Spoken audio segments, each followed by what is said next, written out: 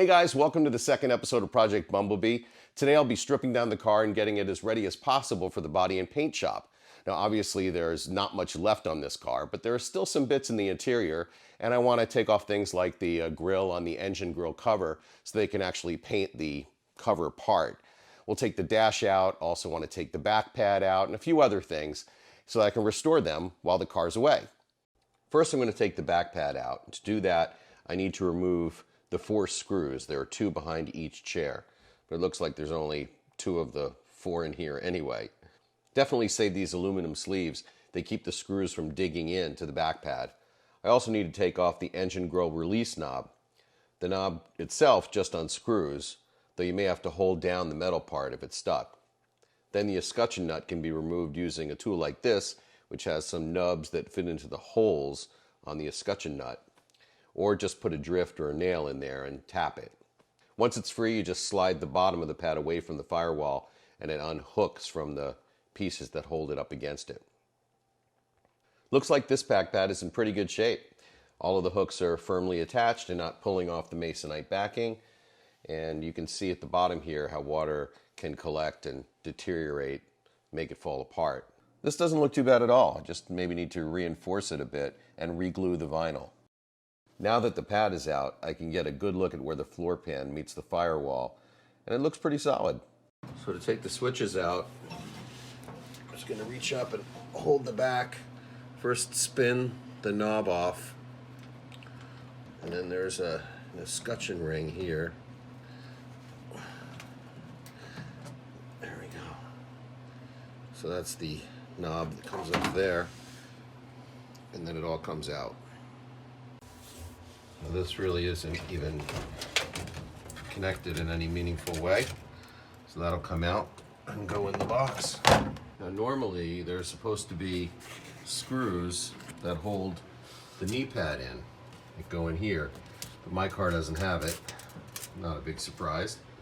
It looks like the only thing that's holding this pad in is the screws that are on the side, so we'll take those out.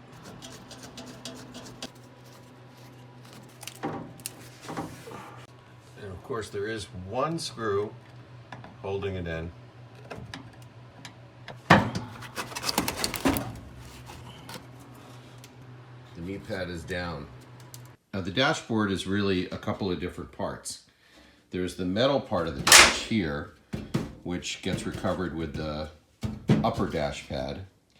And then there's the dash top, which is this piece here. And a lot of them are cracked. 914 Rubber makes new ones. But the easiest way to get this off and put it back on, the dash top, I think, is to take the entire dash assembly out, including this metal.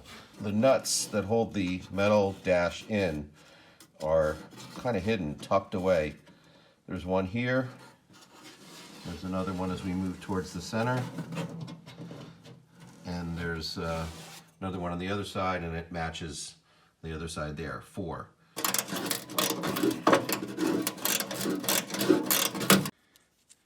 Well, there's one nut. Now just 3 more to go. Then there are these screws here, which we'll take out with a stubby screwdriver.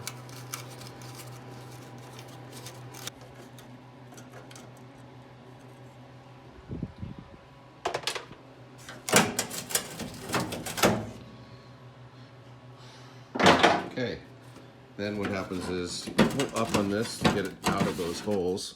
You can see, now that I've kind of lifted everything out, you can see the studs that kind of go in there, which bolt up down there. So now we just got to pull it out. This job is a whole lot easier if you have 2 people, especially if you remember to take the steering wheel off first. Okay, time for a quick and shameful plea. If you like my videos, please subscribe to the channel, give them a thumbs up, hit the bell. You know the drill. It's really the only way I can tell that people are digging these videos and that it's worthwhile for me to continue making them, especially since it makes the work take like twice as long. Okay, now take the rain tray off. There's a bunch of screws here. And then on this side, bolts in there.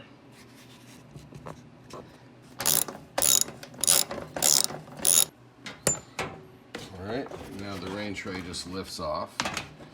Now, in order to separate the grating from the actual hood, we need to lever these off. They don't always come out that easy. I'd be a lot more careful if I wasn't painting this lid. And once you get these out, there are these that are kind of at an angle. You gotta get those out too.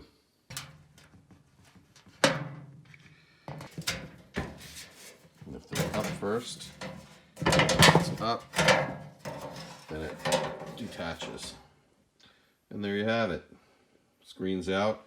Now this can get painted. Now I'll take out the seat tracks so I can get them refurbished while the car's in paint. I'll take all of this hardware, and put it in a Ziploc bag so that I can keep track of it.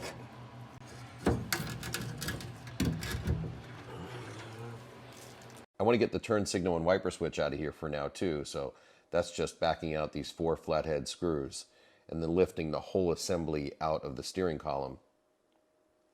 You can see someone cut the rubber hoses for the windshield washer. And these 2 screws release the plate which holds in the ignition key assembly. I knew it would come out. That's about as far as I think I need to go. The paint shop can remove the rest. Well, it's a big day. The car is getting flatbedded to the body and paint shop, and hopefully I'll get it back sometime before the decade is out.